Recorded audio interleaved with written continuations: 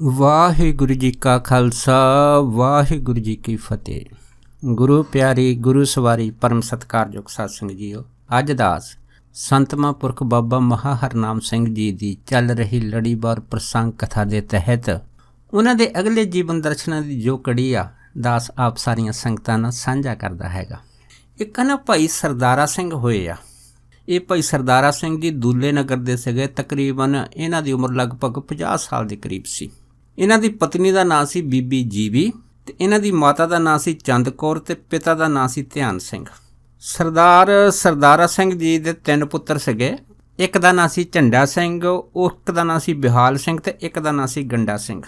ਸੋ ਭਾਈ ਸਰਦਾਰਾ ਸਿੰਘ ਉਹਨਾਂ ਟਾਈਮਾਂ ਦੇ ਵਿੱਚ ਦੁੱਧ ਦੀ ਤੇ ਦਾਲ ਦੀ ਇਹ ਸੇਵਾ ਕਰਦੇ ਹੁੰਦੇ ਸੀ। ਇਹਨਾਂ ਨੇ ਪਿੰਡੋਂ ਚੱਲ ਕੇ ਆਉਣਾ, ਸਿਰ ਦੇ ਉੱਤੇ ਦਾਲ ਦੀ ਗਠਰੀ ਰੱਖਣੀ ਤੇ ਹੱਥ 'ਚ ਦੁੱਧ ਫੜਨਾ ਤੇ ਇੱਥੇ ਨਾ ਭੁੱਚੋ ਪਹੁੰਚਣਾ ਮਹਾਂਪੁਰਖਾਂ ਦੇ ਚਰਨਾਂ ਦੇ ਵਿੱਚ।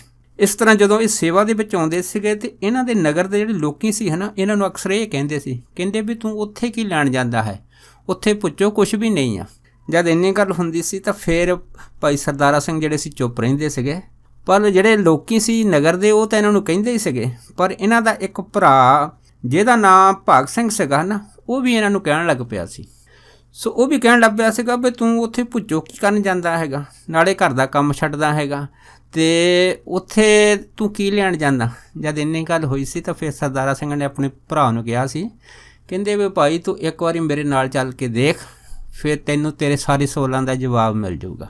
ਫਿਰ ਇੱਕ ਵਾਰ ਪੂਰਨਮਾਸ਼ੀ ਦੇ ਉੱਤੇ ਜਦੋਂ ਸਰਦਾਰਾ ਸਿੰਘ ਜਿਹੜੇ ਸੀ ਚੱਲੇ ਸੀਗੇ ਤੇ ਇਹਦਾ ਜਿਹੜਾ ਭਰਾ ਛੋਟਾ ਸੀਗਾ ਭਾਗ ਸਿੰਘ, ਉਹ ਵੀ ਨਾਲ ਗਿਆ। ਜਦ ਇਹ ਦੋਨੇ ਜਾਣੇ ਗਏ ਆ ਤੇ ਉੱਥੇ ਜਦੋਂ ਇਹਨਾਂ ਦੇ ਭਰਾ ਭਾਗ ਸਿੰਘ ਨੇ ਮਹਾਂਪੁਰਖਾਂ ਦੇ ਦਰਸ਼ਨ ਕੀਤੇ ਸੀਗੇ ਤੇ ਦਰਸ਼ਨ ਕਰਨ ਦੇ ਨਾਲ ਹੀ ਉਹਦੇ ਸਾਰੇ ਸ਼ੰਕੇ ਨਿਵਰਤ ਹੋ ਗਏ ਸੀ। ਵੀ ਜਿਵੇਂ ਗੁਰਬਾਣੀ ਦਾ ਫਰਮਾਨ ਹੈ ਕਿ ਸਾਧ ਕੇ ਸੰਗ ਕੁਛ ਨਾਹੀ ਕਾਲ, ਦਰਸ਼ਨ ਭੇਟਤ ਹੋ ਤੇ ਨਿਹਾਲ। ਇਸ ਤਰ੍ਹਾਂ ਉਹ ਤੋਂ ਬਾਅਦ ਫਿਰ ਦੋਨੇ ਭਰਾ ਜਿਹੜੇ ਸੀ ਇਸ ਸੇਵਾ ਕਰਨ ਦੇ ਵਿੱਚ ਪੂਰੀ ਤਰ੍ਹਾਂ ਮਗਨ ਹੋ ਗਏ ਸੀ ਮਹਾਂਪੁਰਖਾਂ ਦੀ। ਸੋ ਇੱਕ ਵਾਰ ਕੀ ਹੋਇਆ ਕਿ ਇਹਨਾਂ ਦੇ ਭਰਾ ਭਾਈ ਸਰਦਾਰਾ ਸਿੰਘ ਹੁਣਾਂ ਨੂੰ ਪਤਾ ਲੱਗਾ ਕਿ ਰਾਜਸਥਾਨ ਇਲਾਕੇ ਦੇ ਵਿੱਚ ਨਾ ਇੱਕ ਨਵੀਂ ਪੱਟੀ ਬਣ ਰਹੀ ਆ। ਸੋ ਇਹਨਾਂ ਨੇ ਆਪਣੇ ਘਰ ਦਾ ਸਾਰਾ ਸਮਾਨ ਬੰਨ੍ਹ ਕੇ ਸਾਰੇ ਪਰਿਵਾਰ ਸਮੇਤ ਜਦੋਂ ਤੁਰਨ ਲੱਗੇ, ਉਸ ਟਾਈਮ ਭਾਈ ਸਰਦਾਰਾ ਸਿੰਘ ਨੇ ਅਰਦਾਸ ਕੀਤੀ। ਅਰਦਾਸ ਕਰਕੇ ਤੇ ਰਾਜਸਥਾਨ ਵੱਲ ਨੂੰ ਤੁਰ ਪਏ। ਜਦ ਉੱਥੇ ਨੂੰ ਤੁਰੇ ਆ ਤੇ ਤੁਰਦੇ ਫਿਰ ਇਹਨਾਂ ਨੇ ਰਸਤੇ ਦੇ ਵਿੱਚ ਇੱਕ ਜਗ੍ਹਾ ਇਸ਼ਨਾਨ ਕੀਤਾ।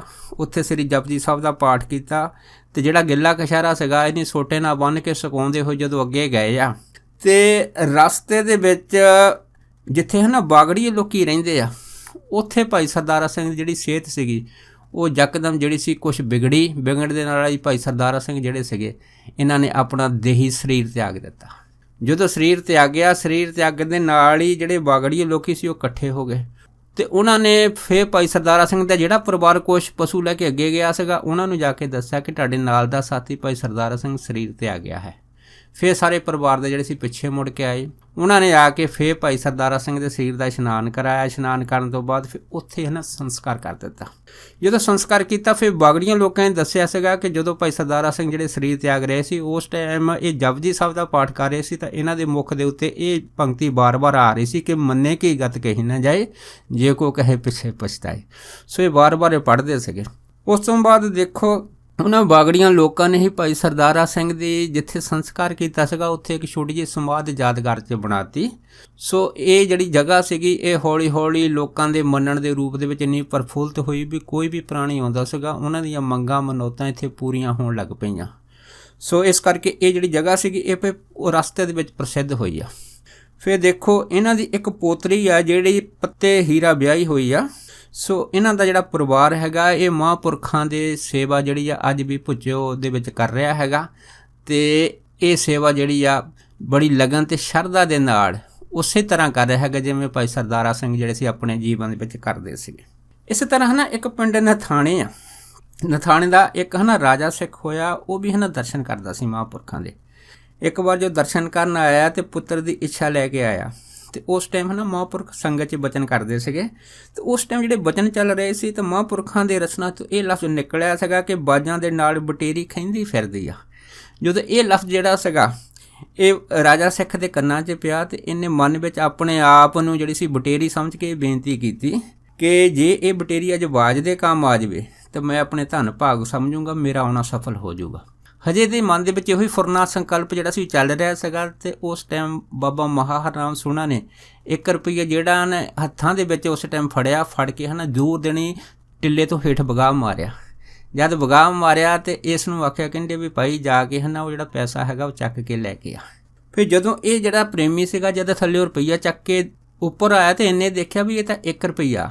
ਮਨ ਵਿੱਚ ਇਹਨੇ ਇਹ ਸੋਚਿਆ ਕਿ ਮਹਾਂਪੁਰਖਾਂ ਨੇ ਮੈਨੂੰ ਇੱਕ ਪੁੱਤਰ ਦੀ ਦਾਤ ਦਿੱਤੀ ਆ, ਅਤੇ ਅਗਰ 2 ਰੁਪਈਏ ਹੁੰਦੇ ਆ ਤਾਂ ਫਿਰ ਮੇਰੇ ਪੁੱਤਰਾਂ ਦੀ ਜੋੜੀ ਬਣ ਜਾਂਦੀ। ਇਹ ਸੋਚ ਕੇ ਰੁਪਈਆ ਲੈ ਕੇ ਜਦ ਮਹਾਂਪੁਰਖਾਂ ਦੇ ਚਰਨਾਂ 'ਚ ਆਇਆ ਅਤੇ ਬਾਬਾ ਜੀ ਨੂੰ ਕਹਿੰਦਾ ਜੀ ਇਹ ਤਾਂ 1 ਰੁਪਈਆ ਹੈਗਾ, ਅਤੇ ਜੇ ਕਿਤੇ ਜੋੜੀ ਹੁੰਦੀ 2 ਰੁਪਈਏ ਹੁੰਦੇ ਤਾਂ ਬਹੁਤ ਵਧੀਆ ਲੱਗਣਾ ਸੀ। ਜਦ ਇੰਨੀ ਗੱਲ ਹੋਈ ਤਾਂ ਫਿਰ ਬਾਬਾ ਜੀ ਹੱਸ ਪਏ, ਹੱਸ ਕੇ ਕਹਿਣ ਲੱਗੇ, ਕਹਿੰਦੇ ਭਾਈ ਪੁੱਤਰ ਤਾਂ ਇੱਕੋ ਹੀ ਬਹੁਤ ਹੈ। ਪਰ ਇਹ ਕਹਿਣ ਲੱਗਾ ਜੀ ਪੁੱਤ ਤਾਂ ਪੁੱਤ ਹੀ ਹੁੰਦੇ ਆ, ਜੇ ਇੱਕ ਦੀ ਜਗ੍ਹਾ 2 ਹੋ ਜਾਣ ਤਾਂ ਜੋੜੀ ਬਹੁਤ ਵਧੀਆ ਫੱਬਦੀ ਆ। ਤਾਂ ਫਿਰ ਦੇਖੋ ਮਹਾਂਪੁਰਖਾਂ ਨੇ ਫਿਰ ਇਹਨੂੰ ਇਹ ਗੱਲ ਕਹਿ ਦਿੱਤੀ ਸੀ, ਕਹਿੰਦੇ ਭਾਈ ਠੀਕ ਆ, ਪੁੱਤਰ ਤਾਂ ਤੇਰੇ ਦੂਸਰਾ ਵੀ ਹੋ ਜਾਊਗਾ, ਪਰ ਗੱਲ ਇਹ ਆ ਵੀ ਤੈਨੂੰ ਤਾਂ ਸਾਰੀ ਉਮਰ ਠਾਣਿਆਂ 'ਚ ਰੱਖੂਗਾ। ਦੇਖੋ ਇਹ ਸੁਹਾਗ ਵਚਨ ਨਿਕਲਿਆ ਸੀਗਾ। ਫਿਰ ਇਸ ਕਰਕੇ ਪ੍ਰੇਮੀ ਦੇ 2 ਲੜਕੇ ਹੋਏ ਸੀਗੇ। ਪਹਿਲਾ ਲੜਕਾ ਜਿਹੜਾ ਸੀਗਾ ਉਹ ਤਾਂ ਬਹੁਤ ਵਧੀਆ ਮਿਹਨਤੀ ਸੀਗਾ ਅਤੇ ਉਹਨੇ ਨਿਵਾਣਾ ਵੀ ਚੰਗਾ ਖਟਿਆ, ਪਰ ਦੂਜਾ ਜਿਹੜਾ ਸੀਗਾ ਉਹਨੇ ਸਾਰੀ ਉਮਰ ਜਿਹੜੀ ਸੀ ਉਹ ਠਾਣਿਆਂ ਦੇ ਵਿੱਚ ਹੀ ਪੁਲਿਸ ਉਹਨੂੰ ਲੱਭਦੀ ਫਿਰਦੀ ਸੀ, ਉਹਦੇ ਵਿੱਚ ਹੀ ਗੁਜ਼ਾਰ ਦਿੱਤੀ। ਇੱਕ ਵਾਰੀ ਦੱਸਦੇ ਆ ਕਿ ਪੁਲਿਸ ਦਾ ਕੋਈ ਅਫਸਰ ਜਿਹੜਾ ਸੀਗਾ ਜਦ ਇਹਨੂੰ ਫੰਡ ਵਾਸਤੇ ਇਹਦੇ ਪਿੰਡ ਆਇਆ ਸੀਗਾ। ਫਿਰ ਲੋਕਾਂ ਨੇ ਦੱਸਿਆ ਸੀਗਾ ਜਿਹੜਾ ਵੱਡਾ ਲੜਕਾ ਹੈਗਾ ਉਹ ਤਾਂ ਬਹੁਤ ਨੇਕ ਵਾ, ਅਤੇ ਪਰ ਛੋਟਾ ਜਿਹੜਾ ਹੈਗਾ ਉਹ ਇਸ ਤਰ੍ਹਾਂ ਦਾ ਹੈਗਾ। ਫਿਰ ਉਹ ਠਾਣੇਦਾਰ ਨੇ ਲੋਕਾਂ ਨੂੰ ਪੁੱਛਿਆ ਵੀ ਇੱਕ ਪਰਿਵਾਰ ਦੇ 2 ਭਰਾ ਜਿਹੜੇ ਇੱਕੋ ਹੀ ਮਾਂ ਦੇ ਪੇਟ ਦੇ 'ਚੋਂ ਪੈਦਾ ਹੋਏ ਆ, ਅਤੇ ਇਹ ਸੁਭਾਅ ਅਲੱਗ-ਅਲੱਗ ਕਿਉਂ ਆ? ਫਿਰ ਜਿਹੜੇ ਸੀ ਪਿੰਡ ਦੇ ਲੋਕਾਂ ਨੇ ਦੱਸਿਆ ਸੀਗਾ ਕਿ ਜਿਹੜਾ ਪਹਿਲਾ ਲੜਕਾ ਮਹਾਂਪੁਰਖਾਂ ਦੀ ਅਸੀਸ ਦੇ ਨਾਲ ਹੋਇਆ ਸੀਗਾ, ਅਤੇ ਦੂਸਰਾ ਬੱਚਾ ਇਸ ਤਰ੍ਹਾਂ ਹੋਇਆ ਸੀਗਾ। ਫਿਰ ਉਹ ਜਿਹੜਾ ਪੁਲਿਸ ਦਾ ਅਫਸਰ ਸੀਗਾ ਇਹ ਮਹਾਂਪੁਰਖਾਂ ਦੇ ਦਰਸ਼ਨ ਕਰਨ ਵਾਸਤੇ ਜਾਂ ਟਿੱਲੇ 'ਤੇ ਆਇਆ ਸੀਗਾ, ਅਤੇ ਇਹਨੇ ਫਿਰ ਇਹ ਗੱਲ ਛੇੜੀ ਸੀ। ਅਤੇ ਫਿਰ ਬਾਬਾ ਜੀ ਨੇ ਆਖਿਆ ਸੀ, ਕਹਿੰਦੇ ਭਾਈ ਉਹ ਜਿਹੜਾ ਛੋਟਾ ਹੈਗਾ ਉਹ ਤਾਂ ਹੁਣ ਇਸ ਤਰ੍ਹਾਂ ਹੀ ਰਹੂਗਾ, ਉਹਦਾ ਤਾਂ ਹਜੇ ਕੋਈ ਹੱਲ ਨਹੀਂ ਹੋ ਸਕਦਾ ਹੈਗਾ। ਜਦੋਂ ਇਹ ਵਚਨ ਕੀਤਾ ਸੀਗਾ ਫਿਰ ਉਹ ਪੁਲਿਸ ਵਾਲਾ ਅਫਸਰ ਜਿਹੜਾ ਸੀਗਾ ਉਹ ਚਲਿਆ ਗਿਆ ਸੀਗਾ। ਇਸੇ ਤਰ੍ਹਾਂ ਇੱਕ ਭਾਈ ਹਰਨਾਮ ਸਿੰਘ ਹੋਇਆ ਫੂਲ ਮੰਡੀ ਪਿੰਡ ਦੇ, ਇਹ ਵੀ ਦੁੱਧ ਦੀ ਸੇਵਾ ਕਰਦੇ ਹੁੰਦੇ ਸੀਗੇ। ਅਤੇ ਇੱਕ ਵਾਰ ਇਹਨਾਂ ਦੇ ਮਨ ਦੇ ਵਿੱਚ ਆਇਆ ਕਿ ਅੱਜ ਅਗਰ ਮਹਾਂਪੁਰਖ ਮੈਨੂੰ ਜਾਣ ਦੀ ਆਗਿਆ ਦੇ ਦੇਣ ਤਾਂ ਬਹੁਤ ਚੰਗੀ ਗੱਲ ਹੈ। ਪਰ ਜਦੋਂ ਇਹ ਦੁੱਧ ਲੈ ਕੇ ਉੱਪਰ ਪਹੁੰਚਿਆ ਅਤੇ ਬਾਬਾ ਜੀ ਨੇ ਆਪਣੇ ਸੇਵਕ ਨੂੰ ਆਖਿਆ, ਕਹਿੰਦੇ ਭਾਈ ਇਸ ਭਾਈ ਹਰਨਾਮ ਸਿੰਘ ਹੁਣ ਉਹਨਾਂ ਨੂੰ ਤੁਸੀਂ ਰੋਟੀ ਦੇ ਉੱਤੇ ਖੰਡ ਅਤੇ ਘੇ ਪਾ ਕੇ ਦਿਓ। ਜਦ ਇੰਨੀ ਗੱਲ ਹੋਈ ਆ ਅਤੇ ਫਿਰ ਉਹ ਸੇਵਕ ਨੇ ਰੋਟੀ ਦੇ ਉੱਤੇ ਖੰਡ ਘੇ ਪਾ ਕੇ ਭਾਈ ਹਰਨਾਮ ਸਿੰਘ ਨੂੰ ਦਿੱਤਾ। ਅਤੇ ਜਦੋਂ ਭਾਈ ਹਰਨਾਮ ਸਿੰਘ ਨੇ ਜਿਹੜੀ ਸੀ ਉਹ ਰੋਟੀ ਦੇ ਉੱਤੇ ਖੰਡ ਘੇ ਛਕਿਆ, ਉਸ ਤੋਂ ਬਾਅਦ ਫਿਰ ਬਾਬਾ ਜੀ ਨੇ ਕਿਹਾ, ਕਹਿੰਦੇ ਭਾਈ ਵੀ ਹੁਣ ਤੂੰ ਆਪਣੇ ਨਗਰ ਜਾ ਸਕਦਾ, ਤੈਨੂੰ ਖੁੱਲ੍ਹੀ ਛੁੱਟੀ ਆ। ਉਸ ਤੋਂ ਬਾਅਦ ਦੇਖੋ ਭਾਈ ਹਰਨਾਮ ਸਿੰਘ ਅੰਦਰੋਂ ਬੜਾ ਖੁਸ਼ ਹੋਇਆ, ਅਤੇ ਉੱਤੋਂ ਬਾਬਾ ਜੀ ਨੂੰ ਕਹੀ ਜਾਵੇ ਮਹਾਂਪੁਰਖੋ ਕੋਈ ਨਹੀਂ, ਅਜੇ ਮੈਂ 2-4 ਦਿਨ ਹੋਰ ਸੇਵਾ ਕਰ ਲੈਂਦਾ। ਪਰ ਬਾਬਾ ਜੀ ਕਹਿੰਦੇ ਨਹੀਂ, ਹੁਣ ਜ਼ਰੂਰਤ ਨਹੀਂ ਆ, ਹੁਣ ਸੰਗਤ ਜ਼ਿਆਦਾ ਹੈਗੀ, ਤੂੰ ਘਰ ਚਲੇ ਜਾ। ਦੇਖੋ ਭਾਈ ਹਰਨਾਮ ਸਿੰਘ ਜਿਹੜੇ ਸੀ ਘਰ ਚਲੇ ਗਏ। ਉਸ ਤੋਂ ਬਾਅਦ ਜਦ ਇਹਨਾਂ ਦੇ ਪਿਤਾ ਜੀ ਜਦ ਫਿਰ ਕਿਤੇ ਦਰਸ਼ਨ ਕਰਨ ਆਏ ਅਤੇ ਫਿਰ ਇਹਨਾਂ ਦੇ ਪਿਤਾ ਜੀ ਨੇ ਦੱਸਿਆ ਕਿ ਜਿਹੜਾ ਭਾਈ ਹਰਨਾਮ ਸਿੰਘ ਉਹ ਮੇਰਾ ਲੜਕਾ ਹੈਗਾ, ਜਿਹੜਾ ਆਪ ਜੀ ਦੇ ਇੱਥੇ ਅਸਥਾਨ ਦੇ ਉੱਤੇ ਦੁੱਧ ਲੈ ਕੇ ਆਉਂਦਾ ਹੈ। ਜਦ ਇਸ ਤਰ੍ਹਾਂ ਦੇ ਵਚਨ ਹੋਏ ਆ ਫਿਰ ਬਾਬਾ ਜੀ ਨੇ ਇਹਨਾਂ ਦੇ ਪਿਤਾ ਜੀ ਨੂੰ ਜਿਹੜੇ ਅਸੀਂ ਇਹ ਮੁਸਕਰਾ ਕੇ ਕਿਹਾ, ਕਹਿੰਦੇ ਭਾਈ ਵੀ ਤੇਰੇ ਲੜਕੇ ਨੇ ਤਾਂ ਸੇਵਾ ਜਿਹੜੀ ਆ ਬਹੁਤ ਕੀਤੀ ਆ, ਪਰ ਇੱਕ ਸੇਵਾ ਤੈਨੂੰ ਵੀ ਕਰਨੀ ਬਣਦੀ ਆ। ਜਦ ਇੰਨੀ ਗੱਲ ਹੋਈ ਸੀ ਤਾਂ ਪਿਤਾ ਜੀ ਕਹਿੰਦੇ ਮਹਾਂਪੁਰਖੋ ਹੁਕਮ ਕਰੋ, ਮੈਨੂੰ ਕੀ ਸੇਵਾ ਕਰਨੀ ਆ? ਫਿਰ ਬਾਬਾ ਜੀ ਨੇ ਕਿਹਾ ਵੀ ਸਾਨੂੰ 300 ਰੁਪਈਆ ਚਾਹੀਦਾ ਹੈਗਾ, ਉਹਦੀ ਅਜੇ ਬੜੀ ਲੋੜ ਆ। ਜਦ ਇੰਨੀ ਗੱਲ ਹੋਈ ਆ ਅਤੇ ਭਾਈ ਹਰਨਾਮ ਸਿੰਘ ਦੇ ਜਿਹੜੇ ਪਿਤਾ ਸੀਗੇ ਚੁੱਪ ਕਰ ਗਏ। ਜਦ ਚੁੱਪ ਕਰ ਗਏ ਅਤੇ ਬਾਬਾ ਜੀ ਕਹਿਣ ਲੱਗੇ ਕਿਉਂ, ਕੀ ਗੱਲ ਹੋਈ? ਤਾਂ ਉਹ ਕਹਿਣ ਲੱਗਾ ਜੀ ਘਰ ਦੇ ਵਿੱਚ ਤਾਂ ਇੱਕ ਕੌਡੀ ਵੀ ਨਹੀਂ ਆ। ਜਦ ਇੰਨੀ ਗੱਲ ਹੋਈ ਤਾਂ ਬਾਬਾ ਜੀ ਹੱਸ ਕੇ ਕਹਿਣ ਲੱਗੇ, ਅੱਛਾ ਜਿਹੜੇ ਤੇਰੇ ਮੰਜੇ ਦੇ ਥੱਲੇ ਪਤੀਲਾ ਦੱਬਿਆ ਉਹਦੇ ਵਿੱਚ ਪੈਸੇ ਪਏ ਆ, ਉੱਥੋਂ ਸਾਨੂੰ 300 ਰੁਪਈਆ ਲਿਆ ਕੇ ਦੇ ਦੇ। ਜਦ ਇੰਨੀ ਗੱਲ ਹੋਈ ਇਹਨਾਂ ਦੇ ਪਿਤਾ ਜੀ ਮਨੋ ਮਨੀ ਬੜੇ ਸ਼ਰਮਸਾਰ ਹੋਏ ਸੀ। ਫਿਰ ਘਰ ਚਲੇ ਗਏ। ਜਦ ਘਰ ਗਏ ਅਤੇ ਘਰ ਜਿੱਥੇ ਪਤੀਲੀ ਦੇ ਵਿੱਚ ਪੈਸੇ ਦੱਬ ਕੇ ਜ਼ਮੀਨ 'ਚ ਰੱਖੇ ਸੀਗੇ ਉਸ ਮੰਜੇ ਦੇ ਉੱਤੇ ਲੰਮੇ ਪੈ ਗਏ ਅਤੇ ਉੱਥੋਂ ਉੱਠਣ ਹੀ ਨਾ।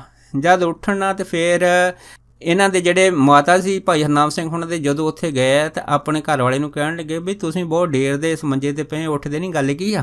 ਅਤੇ ਫਿਰ ਭਾਈ ਹਰਨਾਮ ਸਿੰਘ ਦੇ ਪਿਤਾ ਜੀ ਜਿਹੜੇ ਸੀਗੇ ਆਪਣੇ ਘਰ ਵਾਲੇ ਨੂੰ ਕਹਿਣ ਲੱਗੇ ਕਿ ਮਹਾਂਪੁਰਖ ਨੇ 300 ਰੁਪਈਆ ਮੰਗਿਆ ਹੈ। ਜਦ ਇੰਨੀ ਗੱਲ ਹੋਈ ਹੈ ਅਤੇ ਫਿਰ ਇਹਨਾਂ ਦੇ ਘਰੋਂ ਕਹਿਣ ਲੱਗੀ ਜੇ 300 ਰੁਪਈਆ ਮੰਗਿਆ ਫਿਰ ਕੀ ਗੱਲ ਹੈ, ਤੁਸੀਂ 300 ਰੁਪਈਆ ਦੇ ਦਿਓ। ਜਦ ਇੰਨੀ ਗੱਲ ਹੋਈ ਤਾਂ ਫਿਰ ਇਹ ਚੁੱਪ ਕਰ ਗਏ। ਫਿਰ ਇਹਨੇ ਕੀ ਕੀਤਾ, ਪਤੀਲੀ ਵਿੱਚੋਂ 300 ਰੁਪਈਆ ਕੱਢ ਕੇ ਫਿਰ ਪੁੱਛੋ ਗਿਆ ਮਹਾਂਪੁਰਖਾਂ ਦੇ ਚਰਨਾਂ 'ਚ ਜਾ ਕੇ ਰੱਖ ਦਿੱਤੇ। ਜਦ ਚਰਨਾਂ 'ਚ ਜਾ ਕੇ ਰੱਖੇ ਤਾਂ ਮਹਾਂਪੁਰਖ ਬਾਬਾ ਜੀ ਮੁਸਕਰਾ ਕੇ ਪੈਸੇ ਦੇਖ ਕੇ ਕਹਿੰਦੇ ਚੰਗਾ ਭਾਈ ਹੁਣ ਤੂੰ ਬੇਸ਼ੱਕ ਇੱਥੋਂ ਚਲਿਆ ਜਾ। ਦੇਖੋ ਇਹਨਾਂ ਦੇ ਪਿਤਾ ਜੀ ਤਾਂ ਫਿਰ ਵਾਪਸ ਆਪਣੇ ਜਿਹੜੇ ਸੀ ਘਰ ਆ ਗਏ।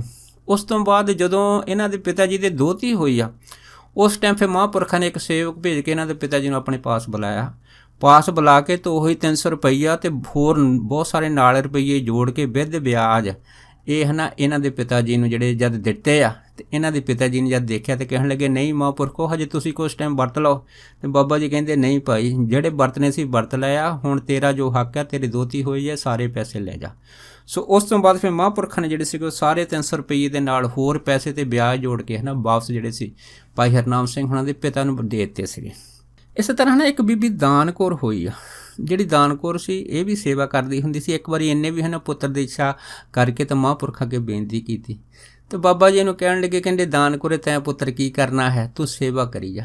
ਪਰ ਉਹ ਕਹਿਣ ਲੱਗੀ ਕਿ ਮਹਾਂਪੁਰਖੋ ਪੁੱਤਰਾਂ ਬਿਨਾਂ ਬੰਸ ਨਹੀਂ ਚੱਲਦੀ, ਤੁਸੀਂ ਸਾਰਿਆਂ ਦੀਆਂ ਝੋਲੀਆਂ ਭਰਦੇ, ਮੇਰੀ ਵੀ ਝੋਲੀ ਭਰੋ। ਤੇ ਬਾਬਾ ਜੀ ਕਹਿਣ ਲੱਗੇ ਚੱਲ ਠੀਕ ਆ, ਸੇਵਾ ਤਾਂ ਤੂੰ ਕਰਦੀ ਆ, ਸੇਵਾ ਦੇ ਬਦਲੇ ਤੈਨੂੰ ਪੁੱਤਰ ਤਾਂ ਮਿਲ ਜਾਊਗਾ, ਪਰ ਕਹਿੰਦੇ ਵੀ ਇਹ ਪੁੱਤਰ ਤੇਰੀ ਸੇਵਾ ਨਹੀਂ ਕਰੂਗਾ, ਬਾਕੀ ਤੇਰੀ ਮਰਜ਼ੀ ਆ। ਪਰ ਦਾਨ ਕੌਰ ਕਹਿੰਦੀ ਕੋਈ ਨਹੀਂ ਮਹਾਂਪੁਰਖੋ, ਮੇਰੇ ਪੁੱਤਰ ਹੋ ਗਿਆ ਤੇ ਸੇਵਾ ਵੀ ਤੁਸੀਂ ਕਰਾਉਣੀ ਆ। ਪਰ ਦੇਖੋ ਉਸ ਤੋਂ ਬਾਅਦ ਇਹਦੇ ਪੁੱਤਰ ਹੋਇਆ ਸੀਗਾ, ਪਰ ਉਹਨੇ ਹੈ ਨਾ ਸਮਾਂ ਪਾ ਕੇ ਆਪਣੇ ਪਰਿਵਾਰ ਦੀ ਮਾਤਾ ਪਿਤਾ ਦੀ ਸੇਵਾ ਨਹੀਂ ਸੀ ਕੀਤੀ। ਇਸ ਤਰ੍ਹਾਂ ਹੈ ਨਾ ਇੱਕ ਭਾਈ ਵੱਡਾ ਝੰਡਾ ਸਿੰਘ ਜਿਹੜੇ ਸੇਮੇ ਵਾਲੇ ਸੀਗੇ, ਇਹ ਮਹਾਂਪੁਰਖਾਂ ਦੇ ਪਾਸ ਅਕਸਰ ਦਰਸ਼ਨ ਕਰਨ ਆਉਂਦੇ ਸੀ, ਸੇਵਾ ਕਰਦੇ ਹੁੰਦੇ ਸੀ। ਇੱਕ ਦਿਨ ਜਦੋਂ ਮਹਾਂਪੁਰਖਾਂ ਦੇ ਪਾਸ ਬੈਠੇ ਸੀ ਤਾਂ ਬਾਬਾ ਜੀ ਨੇ ਹੈ ਨਾ ਵੱਡੇ ਝੰਡੇ ਜੀ ਨੂੰ ਇਹ ਗੱਲ ਆਖੀ, ਕਹਿਣ ਲੱਗੇ ਝੰਡਿਆ ਵੀ ਅਸੀਂ ਤੈਨੂੰ ਹੈ ਨਾ ਨਥਾਵੇਂ ਤੋਂ ਲੈ ਕੇ ਆਏ ਹਾਂ। ਜਦ ਇੰਨੀ ਗੱਲ ਹੋਈ ਤਾਂ ਫਿਰ ਭਾਈ ਝੰਡਾ ਸਿੰਘ ਜਿਹੜੇ ਸੀ ਬੜੇ ਹੈਰਾਨ ਨੇ, ਮਹਾਂਪੁਰਖ ਨੂੰ ਕਹਿੰਦੇ ਜੀ ਮੈਂ ਨਥਾਵੇਂ ਤੋਂ ਕਿਵੇਂ ਆਇਆ ਹੈ, ਮੈਂ ਤਾਂ ਕਦੀ ਨਥਾਵੇਂ ਗਿਆ ਹੀ ਨਹੀਂ। ਮਹਾਂਪੁਰਖ ਕਹਿੰਦੇ ਹੁਣ ਨਹੀਂ, ਅਸੀਂ ਪਿਛਲੇ ਜਨਮ ਦੀ ਗੱਲ ਕਰਦੇ ਹਾਂ। ਫਿਰ ਕਹਿਣ ਲੱਗਾ ਜੀ ਪਿਛਲੇ ਜਨਮ ਬਾਰੇ ਤਾਂ ਮੈਨੂੰ ਕੁਛ ਪਤਾ ਨਹੀਂ। ਤੇ ਬਾਬਾ ਜੀ ਕਹਿਣ ਲੱਗੇ ਕਿ ਪਿਛਲੇ ਜਿਹੜਾ ਜਨਮ ਹੈ ਨਾ ਤੇਰਾ ਸੀਗਾ ਉਹ ਰਾਗੀਆਂ ਦੇ ਘਰ ਦਾ ਸੀਗਾ, ਉਸ ਟਾਈਮ ਤੇਰੀ ਉਮਰ 18 ਸਾਲ ਦੀ ਸੀਗੀ। ਜਦ ਇੰਨੀ ਗੱਲ ਹੋਈ ਤਾਂ ਇਹ ਚੁੱਪ ਕਰ ਗਿਆ। ਉਸ ਤੋਂ ਬਾਅਦ ਫਿਰ ਇਹ ਨਥਾਵੇਂ ਗਿਆ, ਜਦ ਇਹਨੇ ਪਤਾ ਕੀਤਾ ਤਾਂ ਗੱਲ ਬਿਲਕੁਲ ਇਹਦੀ ਸੱਚ ਨਿਕਲੀ। ਪਤਾ ਕਰਕੇ ਜਦ ਮਹਾਂਪੁਰਖਾਂ ਦੇ ਵਾਪਸ ਦਰਸ਼ਨ ਕਰਨ ਆਇਆ ਤੇ ਬਾਬਾ ਜੀ ਹੱਸ ਕੇ ਕਹਿਣ ਲੱਗੇ ਕਿਉਂ ਬਈ ਪਤਾ ਕਰਿਆ, ਹੁਣ ਤੇ ਸੱਚ ਤੇਰੇ ਸਾਹਮਣੇ ਆ ਗਿਆ। ਫਿਰ ਇਹ ਜਿਹੜਾ ਸੀਗਾ ਇਹ ਮਹਾਂਪੁਰਖਾਂ ਦੇ ਅੱਗੇ ਜਾ ਕੇ ਡੰਡੌਤ ਬੰਦਨਾ ਹੋ ਕੇ ਲੰਮਾ ਪੈ ਗਿਆ। ਕਹਿੰਦੇ ਮਹਾਂਪੁਰਖੋ ਆਪ ਦੀਆਂ ਤਾਂ ਆਪ ਹੀ ਜਾਣਦੇ ਆ। ਉਸ ਤੋਂ ਬਾਅਦ ਇੱਕ ਵਾਰੀ ਕੀ ਹੋਇਆ ਸੀ, ਇਹੋ ਹੀ ਵੱਡਾ ਝੰਡਾ ਸਿੰਘ ਕਿਸੇ ਗੱਲ ਕਰਕੇ ਆਪਣੇ ਪਿਤਾ ਜੀ ਨਾਲ ਨਾਰਾਜ਼ ਹੋ ਗਿਆ। ਉਸ ਤੋਂ ਬਾਅਦ ਇਹ ਆਪਣੀ ਘਰਵਾਲੀ ਤੇ ਪਰਿਵਾਰ ਨੂੰ ਲੈਣ ਵਾਸਤੇ ਜਦੋਂ ਸਹੁਰੇ ਘਰ ਗਿਆ ਸੀਗਾ ਤੇ ਇਹ ਮਹਾਂਪੁਰਖਾਂ ਦੇ ਦਰਸ਼ਨ ਕਰਨ ਫਿਰ ਟਿੱਲੇ ਤੇ ਆਇਆ। ਜਦ ਆਇਆ ਤੇ ਮਹਾਂਪੁਰਖਾਂ ਨੇ ਫਿਰ ਇਸ ਨੂੰ ਨਾ ਖਾਣ ਵਾਸਤੇ ਜਲੇਬੀਆਂ ਦਿੱਤੀਆਂ। ਇਹਨੇ ਕੁਛ ਜਲੇਬੀਆਂ ਖਾਧੀਆਂ ਤੇ ਕੁਛ ਜਲੇਬੀਆਂ ਜਿਹੜੀਆਂ ਸੀ ਉਹ ਕੱਪੜੇ 'ਚ ਬੰਨ੍ਹ ਲਈਆਂ। ਜਦ ਕੱਪੜੇ 'ਚ ਬੰਨ੍ਹ ਲਈਆਂ ਤੇ ਜਦ ਰਾਤ ਦਾ ਟਾਈਮ ਹੋਇਆ ਤਾਂ ਬਾਬਾ ਜੀ ਨੇ ਸੇਵਕ ਭੇਜਿਆ, ਉਹਨੂੰ ਕਹਿਣ ਲੱਗੇ, ਕਹਿੰਦੇ ਭਾਈ ਵੀ ਤੂੰ ਇਸ ਤਰ੍ਹਾਂ ਕਰ, ਆਪਣਾ ਜਿਹੜਾ ਕੈਂਠਾ ਹੈ ਨਾ ਇਹ ਲਾ ਕੇ ਸਾਨੂੰ ਦੇ ਦੇ, ਕਿਉਂਕਿ ਡੇਰੇ ਦੇ ਅੰਦਰ ਸੁੱਤੇ ਪਿਆ ਕੁਛ ਵੀ ਹੋ ਸਕਦਾ ਹੈ। ਸੋ ਜਦ ਇੰਨੀ ਗੱਲ ਹੋਈ ਆ ਤੇ ਇਹਨੇ ਕੀ ਕੀਤਾ, ਜਿਹੜਾ ਆਪਣਾ ਕੈਂਠਾ ਲਾ ਕੇ ਮਹਾਂਪੁਰਖਾਂ ਦੇ ਕੋਲ ਜਿਹੜਾ ਸੀਗਾ ਉਹ ਰੱਖ ਦਿੱਤਾ। ਤੇ ਉਸ ਤੋਂ ਬਾਅਦ ਜਦ ਜਿੱਥੇ ਲੰਮਾ ਪਿਆ ਸੀ ਅਚਨਚੇਤ ਬਾਬਾ ਜੀ ਆ ਕੇ ਹੈ ਨਾ ਇਹਦੇ ਮੰਜੇ ਦੇ ਕੋਲ ਆ ਕੇ ਬੈਠ ਗਏ। ਜਦ ਇਹਦੇ ਮੰਜੇ ਦੇ ਉੱਤੇ ਕੋਲ ਆ ਕੇ ਬੈਠੇ ਆ ਤੇ ਇਹ ਯਕਦਮ ਤਬ ਕੇ ਉੱਠਿਆ ਤੇ ਬਾਬਾ ਜੀ ਜਿਹੜੇ ਸੀ ਇਹਨੂੰ ਕਹਿਣ ਲੱਗੇ, ਕਹਿੰਦੇ ਭਾਈ ਝੰਡਿਆ ਮੈਨੂੰ ਇਹ ਦੱਸ ਵੀ ਤੈਨੂੰ ਅਸੀਂ ਜਲੇਬੀਆਂ ਖਾਣ ਨੂੰ ਦਿੱਤੀਆਂ ਸੀ, ਤੂੰ ਅੱਧੀਆਂ ਜਲੇਬੀਆਂ ਖਾਧੀਆਂ, ਬਾਕੀ ਜਲੇਬੀਆਂ ਕੱਪੜੇ 'ਚ ਕਾਹਦੇ ਬੰਨ੍ਹੀਆਂ। ਜਦ ਇੰਨੀ ਗੱਲ ਹੋਈ ਤਾਂ ਭਾਈ ਝੰਡਾ ਸਿੰਘ ਜਿਹੜੇ ਸੀਗੇ ਉਹ ਯਕਦਮ ਕਹਿਣ ਲੱਗੇ, ਕਹਿੰਦੇ ਮਹਾਂਪੁਰਖਾਂ ਨੂੰ, ਕਹਿੰਦੇ ਬਾਬਾ ਜੀ ਵੀ ਉਹ ਜਿਹੜੀਆਂ ਜਲੇਬੀਆਂ ਮੈਂ ਰੱਖੀਆਂ ਨਾ ਕੱਪੜੇ ਦੇ ਵਿੱਚ, ਉਹ ਦਰਅਸਲ ਮੈਂ ਆਪਣੇ ਭਰਾ ਵਾਸਤੇ ਰੱਖੀਆਂ ਹੈ। ਜਦ ਇੰਨੀ ਗੱਲ ਹੋਈ ਤਾਂ ਫਿਰ ਬਾਬਾ ਜੀ ਹੱਸ ਕੇ ਕਹਿਣ ਲੱਗੇ, ਕਹਿੰਦੇ ਹਾਂ, ਕਹਿੰਦੇ ਭਾਈ ਭਰਾ ਤਾਂ ਬਹੁਤ ਚੰਗੀ ਚੀਜ਼ ਵਾ, ਇਸ ਤਰ੍ਹਾਂ ਪਿਆਰ ਵੀ ਹੋਣਾ ਚਾਹੀਦਾ ਹੈਗਾ। ਉਸ ਤੋਂ ਬਾਅਦ ਕਹਿ ਕੇ ਨਾ ਫਿਰ ਬਾਬਾ ਜੀ ਜਿਹੜੇ ਸੀ ਵਾਪਸ ਆਪਣੇ ਉਸ ਅਸਥਾਨ 'ਤੇ ਆ ਗਏ। ਜਦ ਤੜਕਾ ਹੋਇਆ ਤੇ ਵੱਡਾ ਝੰਡਾ ਜਿਹੜਾ ਸੀਗਾ ਇਹ ਤੜਕੇ ਬਿਨਾਂ ਹੀ ਦੱਸੇ ਹੈ ਨਾ ਇਹ ਆਪਣੇ ਸਹੁਰੇ ਚਲੇ ਗਿਆ। ਜਦ ਉੱਥੇ ਗਿਆ ਹੈਗਾ ਤਾਂ ਪਰ ਇਹਦੇ ਜਿਹੜੇ ਸਹੁਰਿਆਂ ਨੇ ਇਹਦੀ ਘਰਵਾਲੀ ਦੇ ਪਰਿਵਾਰ ਦੇ ਜਿਹੜੇ ਬੱਚੇ ਸੀਗੇ ਉਹਨਾਂ ਨੂੰ ਇਹਦੇ ਨਾਲ ਨਹੀਂ ਤੋਰਿਆ। ਜਦੋਂ ਤੋਰਿਆ ਨਹੀਂ ਇਹ ਵਾਪਸ ਖਾਲੀ ਆ ਗਿਆ। ਮੁੜ ਕੇ ਫਿਰ ਜਿਹੜੇ ਸੀ ਇਹ ਮਹਾਂਪੁਰਖਾਂ ਦੇ ਪਾਸ ਆ ਗਿਆ। ਜਦ ਬਾਬਾ ਜੀ ਪਾਸ ਹੈਗਾ ਤਾਂ ਬਾਬਾ ਜੀ ਕਹਿਣ ਲੱਗੇ, ਕਿਉਂ ਬਈ ਆਪਣੇ ਪਰਿਵਾਰ ਨੂੰ ਨਾਲ ਲੈ ਆਇਆ। ਇਹ ਕਹਿਣ ਲੱਗਾ ਵੀ ਮਹਾਂਪੁਰਖੋ ਗਿਆ ਤਾਂ ਮੈਂ ਇਸੇ ਕਰਕੇ ਸੀਗਾ ਕਿ ਜਲਦੀ ਲੈ ਕੇ ਆਊਂਗਾ, ਪਰ ਉਹਨਾਂ ਨੇ ਮੇਰੀ ਘਰਵਾਲੀ ਤੇ ਬੱਚੇ ਤੋਰੇ ਨੇ। ਤੇ ਬਾਬਾ ਜੀ ਹੱਸ ਕੇ ਕਹਿਣ ਲੱਗੇ, ਕਹਿੰਦੇ ਭਾਈ ਆ ਜਿਹੜਾ ਸੋਨੇ ਦਾ ਕੈਂਠਾ ਹੈਗਾ ਜਿਹੜਾ ਰਾਤੀ ਅਸੀਂ ਤੇਰੇ ਕੋਲ ਲਿਆ ਸੀਗਾ ਇਹ ਤਾਂ ਤੂੰ ਆਪਣੇ ਗਲ 'ਚ ਪਾਇਆ ਹੀ ਨਹੀਂ। ਹੁਣ ਕੈਂਠਾ ਕਹਿੰਦੇ ਸਹੁਰਿਆਂ ਦੀ ਨਿਸ਼ਾਨੀ ਹੁੰਦਾ ਹੈਗਾ, ਇਸ ਕਰਕੇ ਆ ਕੈਂਠਾ ਚੱਕ ਕੇ ਆਪਣੇ ਗਲ 'ਚ ਪਾ, ਹੁਣ ਜਾ, ਹੁਣ ਤੈਨੂੰ ਤੇਰੇ ਪਰਿਵਾਰ ਦੇ ਜਿਹੜੇ ਉਹ ਨਾ ਨਹੀਂ ਕਰਨਗੇ। ਜਦ ਇੰਨੀ ਗੱਲ ਹੋਈ ਤਾਂ ਫਿਰ ਭਾਈ ਝੰਡਾ ਸਿੰਘ ਹੁਣਾਂ ਨੇ ਉਹ ਜਿਹੜਾ ਕੈਂਠਾ ਸੀਗਾ ਸੋਨੇ ਦਾ ਉਹ ਆਪਣੇ ਗਲ 'ਚ ਪਾਇਆ ਤੇ ਬਾਬਾ ਜੀ ਦੇ ਚਰਨਾਂ 'ਚ ਹੱਥ ਲਾ ਕੇ ਜਦ ਦੁਬਾਰਾ ਫਿਰ ਸਹੁਰੇ ਗਿਆ ਸੀਗਾ, ਫਿਰ ਸਹੁਰਿਆਂ ਨੇ ਬੜੀ ਖੁਸ਼ੀ ਦੀ ਘਰਵਾਲੀ ਤੇ ਸਾਰਾ ਪਰਿਵਾਰ ਜਿਹੜਾ ਸੀਗਾ ਇਹਦੇ ਨਾਲ ਤੋਰ ਦਿੱਤਾ ਸੀਗਾ। ਇਸ ਤਰ੍ਹਾਂ ਕੀ ਹੋਇਆ ਸੀ, ਇੱਕ ਵਾਰੀ ਹੈ ਨਾ ਸੇਮੇ ਪਿੰਡ ਪਸ਼ੂਆਂ ਦੀ ਬਿਮਾਰੀ ਲੱਗੀ। ਜਦ ਬਿਮਾਰੀ ਲੱਗੀ ਤਾਂ ਇਸ ਬਿਮਾਰੀ ਕਰਕੇ ਜਿਹਨਾਂ ਨੇ ਪਸ਼ੂ ਰੱਖੇ ਸੀ ਉਹਨਾਂ ਨੇ ਬੜਾ ਔੜ ਪੌੜ ਕੀਤਾ, ਪਰ ਪਸ਼ੂਆਂ ਨੂੰ ਆਰਾਮ ਨਹੀਂ ਆਇਆ। ਇਕੱਠੇ ਹੋ ਕੇ ਨਾ ਮਹਾਂਪੁਰਖਾਂ ਦੇ ਪਾਸ ਭੁੱਚੋ ਆ ਗਏ। ਜਦ ਭੁੱਚੋ ਪਹੁੰਚੇ ਤਾਂ ਬਾਬਾ ਜੀ ਨੂੰ ਸਾਰੀ ਗੱਲ ਦੱਸੀ ਆ ਤੇ ਫਿਰ ਬਾਬਾ ਜੀ ਕਹਿਣ ਲੱਗੇ, ਕਹਿੰਦੇ ਭਾਈ ਗੱਲ ਇੱਕ ਹੈਗੀ ਆ ਵੀ 8 ਦਿਨ ਤੁਹਾਨੂੰ ਪਹਿਰੇ 'ਤੇ ਪੈਣਾ ਹੈ। ਜਦ ਇੰਨੀ ਗੱਲ ਹੋਈ ਤਾਂ ਕਹਿਣ ਲੱਗੇ ਠੀਕ ਹੈ ਮਹਾਂਪੁਰਖੋ, ਜੋ ਤੁਸੀਂ ਹੁਕਮ ਕਰੋਗੇ ਅਸੀਂ ਕਰਾਂਗੇ। ਫਿਰ ਬਾਬਾ ਜੀ ਨੇ ਕਿਹਾ ਹੈਗਾ ਵੀ ਇੱਕ ਬੰਦਾ ਇੱਥੇ ਮੱਠ ਕੋਲ ਪੈ ਜਾਵੇ, ਇੱਕ ਟਿੱਲੇ ਕੋਲ ਪੈ ਜਾਵੇ, ਅਤੇ ਇੱਕ ਕਹਿੰਦੇ ਮਹਾਂਪੁਰਖ ਕਹਿੰਦੇ ਇੱਕ ਜੰਡ ਦੇ ਥੱਲੇ ਪੈ ਜਾਵੇ। ਇਸ ਤਰ੍ਹਾਂ ਜਦੋਂ ਮਹਾਂਪੁਰਖਾਂ ਨੇ ਇਸ ਤਰ੍ਹਾਂ ਜਿਹੜੇ ਸੀਗੇ ਇਹ ਸਾਰੀਆਂ ਨਿਸ਼ਾਨੀਆਂ ਦੱਸੀਆਂ, ਬਾਕੀ ਤਾਂ ਆਪੋ ਆਪਣੀ ਜਗ੍ਹਾ ਦੇ ਹਿਸਾਬ ਦੇ ਨਾਲ ਚਲੇ ਗਏ। ਪਰ ਇੱਕ ਹੈ ਨਾ ਭਾਈ ਗੁਰਦਿੱਤ ਸਿੰਘ ਹੋਇਆ, ਜਦੋਂ ਰੂਮੀ ਗਿਆ ਉੱਥੇ ਜੰਡ ਦਾ ਦਰਖਤ ਸੀਗਾ, ਅਤੇ ਜਦ ਇਹਨੇ ਉੱਥੇ ਦੇ ਜਿਹੜੇ ਸੀਗੇ ਰਸਤੇ 'ਚ ਲੋਕੀ ਜਾਂਦੇ ਸੀ ਉਹਨਾਂ ਨੂੰ ਦੱਸਿਆ, ਉਹ ਲੋਕੀ ਕਹਿਣ ਲੱਗੇ ਵੀ ਜੰਡ ਦੇ ਥੱਲੇ ਪੈਣਾ ਤੇਰੇ ਕੀ ਹੋਊਗਾ। ਪਰ ਇਹ ਮਨ ਦੇ ਵਿੱਚ ਇਹਦੇ ਖਿਆਲ ਹੈ ਕਿ ਮੈਨੂੰ ਤਾਂ ਮਹਾਂਪੁਰਖਾਂ ਨੇ ਕਿਹਾ ਹੈਗਾ ਵੀ ਇਸ ਤਰ੍ਹਾਂ 8 ਦਿਨ ਪਹਿਰੇ 'ਤੇ ਪੈਣਾ ਹੈਗਾ। ਪਰ ਪਹਿਲਾਂ ਇਹਦਾ ਮਨ ਜਿਹੜਾ ਬਦਲ ਗਿਆ ਵੀ ਮੈਂ ਨਹੀਂ ਪੈਣਾ, ਪਰ ਅਖੀਰ ਮਨ 'ਚ ਸੋਚਿਆ ਵੀ ਜਦ ਬਾਕੀ ਸਾਰੇ ਪਹਿਰਿਆਂ ਦੇ ਵਿੱਚ ਆਪੋ ਆਪਣੀ ਜਗ੍ਹਾ 'ਤੇ ਪੈ ਗਏ ਤਾਂ ਮੈਨੂੰ ਪੈਣ ਦੇ ਵਿੱਚ ਕੀ ਹਰਜਾ। ਅਖੀਰ ਫਿਰ ਇਹ ਆਪਣੇ ਮਨ ਨੂੰ ਮਨਾ ਕੇ ਤਾਂ ਮੁੜ ਕੇ ਨਾ 8 ਦਿਨ ਜੰਡ ਦੇ ਥੱਲੇ ਲੰਮਾ ਪਿਆ ਰਿਹਾ। ਜਦ ਲੰਮਾ ਪਿਆ ਰਿਹਾ ਉਸ ਤੋਂ ਬਾਅਦ ਇਸੇ ਹੀ ਨਗਰ ਦੇ ਜਿੰਨੇ ਵੀ ਜਿਹੜੇ ਪਸ਼ੂ ਸੀ ਸਾਰੇ ਬਿਮਾਰੀ ਤੋਂ ਮੁਕਤ ਹੋ ਗਏ ਸੀਗੇ। ਇਸ ਤਰ੍ਹਾਂ ਹੈ ਨਾ ਇੱਕ ਭਾਈ ਸੰਤਾ ਸਿੰਘ ਹੋਏ ਆ, ਇਹ ਵੀ ਜਿਹੜੇ ਸੀਗੇ ਮਹਾਂਪੁਰਖਾਂ ਦੇ ਸੇਵਕ ਸੀਗੇ, ਇਹ ਸਰੀਏ ਪਿੰਡ ਦੇ ਸੀਗੇ। ਇਹਨਾਂ ਨੇ ਆਪਣੀ ਇੱਕ ਹੈ ਨਾ ਜਿਹੜੀ ਦੋਹਤੀ ਸੀ ਪਾਲੀ ਸੀ ਤਾਂ ਉਹਦਾ ਵਿਆਹ ਕਰ ਦਿੱਤਾ। ਜਦ ਵਿਆਹ ਕਰਤਾ, ਵਿਆਹ ਉਹਨੂੰ ਕਾਫੀ ਦੇਰ ਹੋਈ ਤਾਂ ਉਹਦੇ ਬੱਚਾ ਬੱਚੀ ਕੁਛ ਨਹੀਂ ਹੋਇਆ। ਫਿਰ ਇਹ ਮਹਾਂਪੁਰਖਾਂ ਦੇ ਪਾਸ ਪਹੁੰਚਾ। ਜਦੋਂ ਭਾਈ ਸੰਤਾ ਸਿੰਘ ਮਹਾਂਪੁਰਖਾਂ ਦੇ ਪਾਸ ਪਹੁੰਚਿਆ ਤਾਂ ਇਹਨੇ ਆਖਿਆ ਨਾ ਸਾਰੀ ਗੱਲਬਾਤ ਦੱਸੀ।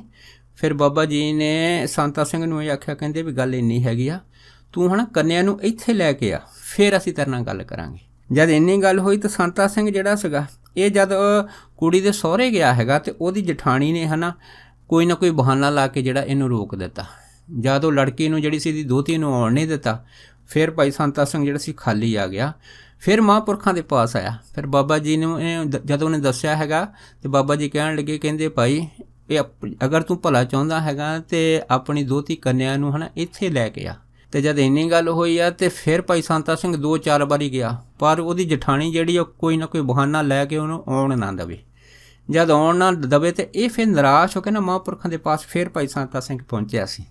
ਜਦ ਪਹੁੰਚਿਆ ਅਤੇ ਜਦ ਇਹਦੇ ਪਹੁੰਚਣ ਦੇ ਨਾਲ ਹੀ ਹੈ ਨਾ ਬਾਬਾ ਜੀ ਨੇ ਇਹਨੂੰ ਕਹਿ ਤਾ, ਕਹਿੰਦੇ ਭਾਈ ਵੀ ਜਿਹੜੀ ਉਹਦੀ ਜਠਾਣੀ ਆ ਨਾ ਅਸਲ ਦੇ ਵਿੱਚ ਉਹੀ ਹੀ ਸਾਰੀ ਸਮੱਸਿਆ ਦੀ ਜੜ੍ਹ ਹੈਗੀ ਆ, ਉਹ ਤੇਰੀ ਦੋਹਤੀ ਨੂੰ ਇੱਥੇ ਆਉਣ ਨਹੀਂ ਦਿੰਦੀ ਹੈ।